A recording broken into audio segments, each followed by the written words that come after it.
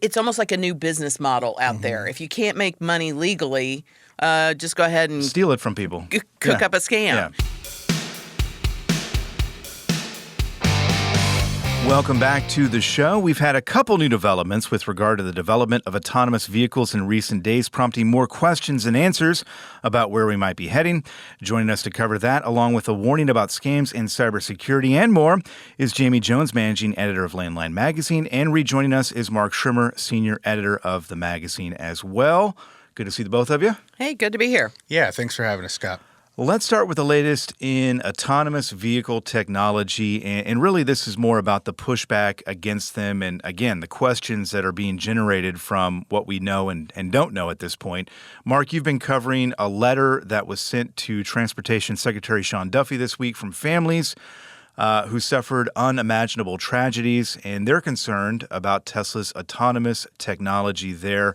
Talk a little bit about what we've learned there and what their concerns are. Yeah, so basically there have been active investigations into Tesla's autopilot and quote-unquote full self-driving systems, which isn't actually full self-driving systems. But there have been fatal crashes over the years, and 7 families, family members of these crash victims, wrote to Secretary Duffy, basically concerned about kind of a push to end some of these investigations, to not make these reporting, required after these crashes, and basically just really kind of focusing in on the concerns with Elon Musk and his connection to Tesla and his connection to the White House and the Trump administration.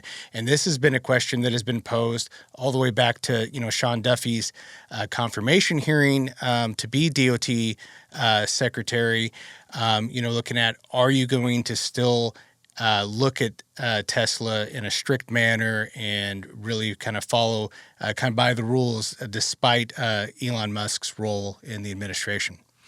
Yeah, and as I said, there's more questions and answers, I think, at this point. But the points that they raised have been raised by others, of course, throughout recent months and years as well.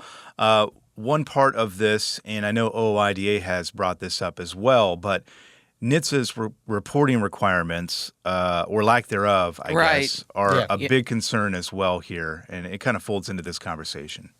Yeah. So there's kind of two things here. Yeah. Like right now, there is NHTSA has a standing general order that if there's a crash, there are reporting requirements. And this letter from the families is kind of based off of two things. One, the concern that general order would be dropped, but also making sure that they continue the investigations into existing crashes of Tesla, because there are, I think, 2 different investigations that are going on by NHTSA right now into Tesla.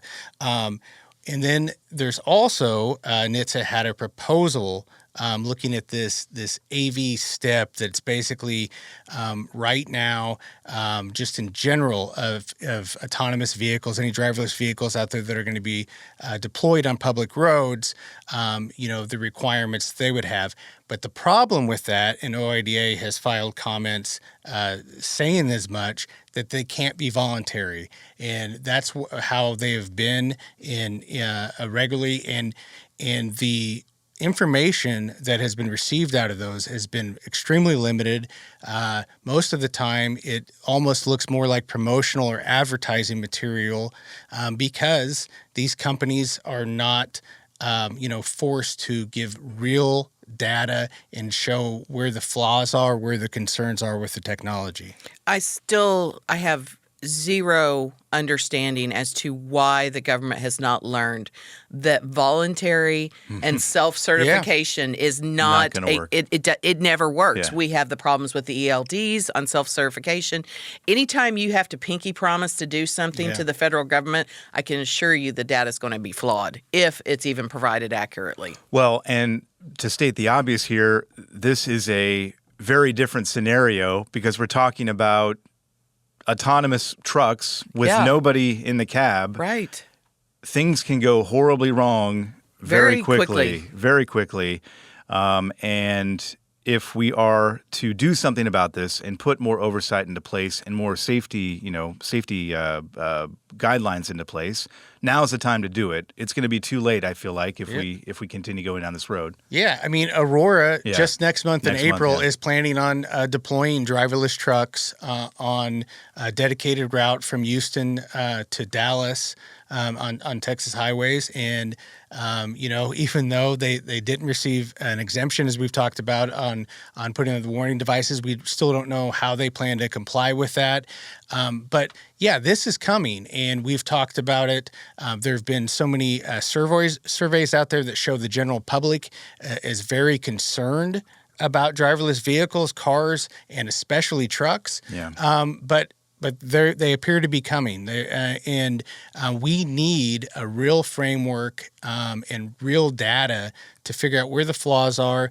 If they are going to improve safety the way they say they're going to, then show it to us. Yeah. Let the public see it, because as we've talked about, the far majority of the public out there do not feel comfortable going down the highway at 75 miles an hour, looking to their right and seeing a truck with nobody in it. Yeah. Well, think about it. These things are being driven by computers, right? Yeah. Okay. So how many times do you have to turn it off and back on? That's the first thing that IT says when they come back in. Have you tried to restart it? Yeah. Have you restarted it? Did you?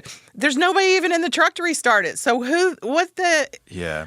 Maximum overdrive, people. Come on. Yeah. There's an oldie but a goodie. Yeah. It feels like a toothpaste, one of these getting the toothpaste back in the tube kind of things. And, the government is notoriously not great at, being proactive with this kind of thing, but, we'll see what happens here. But a lot of concerns out there, and as you said, Marcus, it's not just coming. I think it's basically here. Yeah. They've already been deployed on these Texas highways, with an operator, safety driver inside. Yeah. So now this is the idea. Safety driver. I love that term. That's what they call them. Yeah. But it's just going to take one horrible tragedy with one of these vehicles to set everything off. And the other thing that I'll just say, one more point with this, is even if say the next 6 months, everything goes well with this soft launch, as far as being deployed on the Texas highway, that really isn't going to tell us much of anything when you're talking about eventually whether this could be launched on a full scale, because we're talking about Texas highways, probably good weather. Right. We're talking a straight shot. Flat. They're going to, flat. And we're getting the information from the company that is and promoting this they're going to technology. be, actually to the facilities a human driver will take over at some point. So we're talking straight shots. To me, I think they've already proven that, yes, they are capable, if everything's going well, of moving these vehicles down a highway back and forth without a driver in them. They've proven that. But what is going to happen when the variables, the unforeseen circumstances, whether it's construction, a bad wreck, just anything, a pedestrian, something. I mean, I went down the highway. It was just a few weeks ago.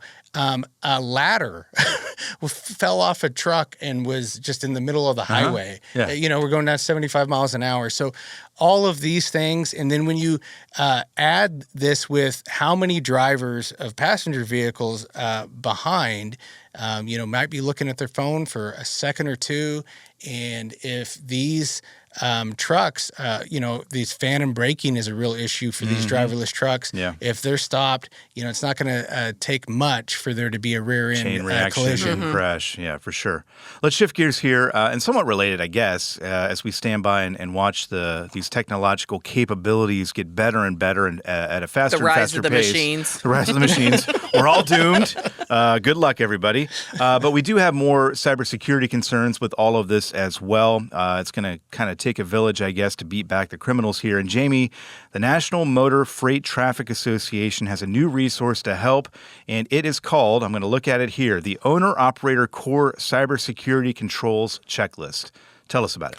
Well, and it's really, it's not new news to anybody that scams are just so prevalent. Rampant. I mean, it's almost like a new business model out there. If you can't make money legally, just go ahead and steal it from people. Cook up a scam. Yeah. And with AI and everything else that you have out there, it's so much easier because it doesn't sound like the Siberian prince that has the $1 million with, Oh, did you get a Siberian prince email? I knew the Nigerian prince, but that's Siberian. a new one. Oh, cool. Right. All There's right. all types of princes. Yeah, out I guess there. they're everywhere. Well, I guess that's true. Again, English what? Yeah, there you go. Exactly. Yeah. But no, I mean they're hitting your phones all the time. They're in your emails. They're everywhere. And the problem is you almost get sick of hearing about this, and it's kind of getting to the point that you want to tune it out. But the scams are so prevalent that is the door. That is the gateway. And owner-operators in particular are very susceptible to this because they're a small entity. They probably don't have a lot of the safeguards that a larger motor carrier may have. Well, just the sheer number of text messages and emails that they get as well. Correct. Yeah, it gets confusing. It is a lot. And so even though you gave a very long name for this checklist, Yep. what I'm really impressed with on the National Motor Freight Transportation Association, I said that wrong, Traffic Association. Anyway, Yeah, right. they are so good about plain talking this. So average folk who don't spend a lot of time with IT or aren't particularly savvy will have a very easy time getting through this. And when you talk about the different things that you need to do, you need to keep reminding yourself that protecting your identity, protecting that identity of your motor carrier, of your business is going to save you a lot of headache, heartache, and money. So even though this stuff is, it's just a lot that you have to do to protect yourself. But we've seen recently, and we were laughing about it before we went on air, that one of the big ones going around right now is toll scams. Yeah.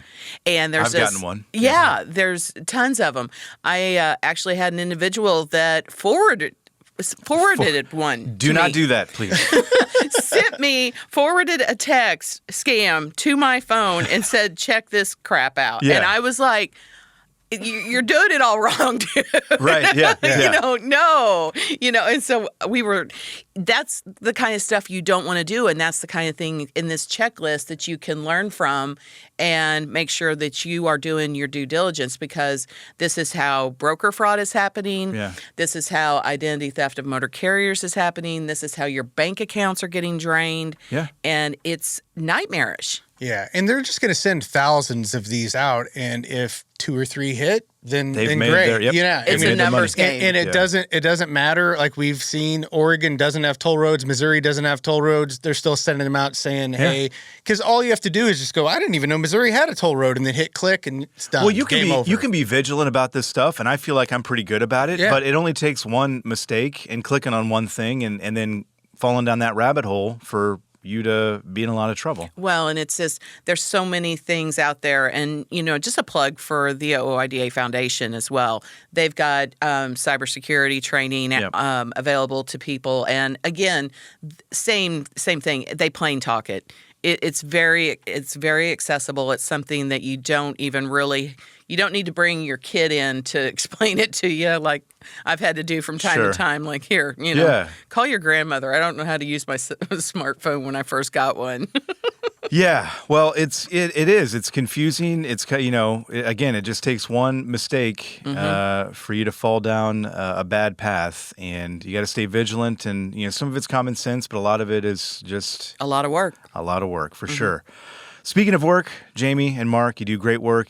People can check that out at landline.media, the Siberian Prince and Princess of Landline Magazine. Jami Jones and Mark Schremmer, we appreciate it. Hey, you're welcome. Hey, thanks for watching. To stay up to date on the latest in trucking news, be sure to subscribe and hit that bell to be notified of new videos when they come out each week.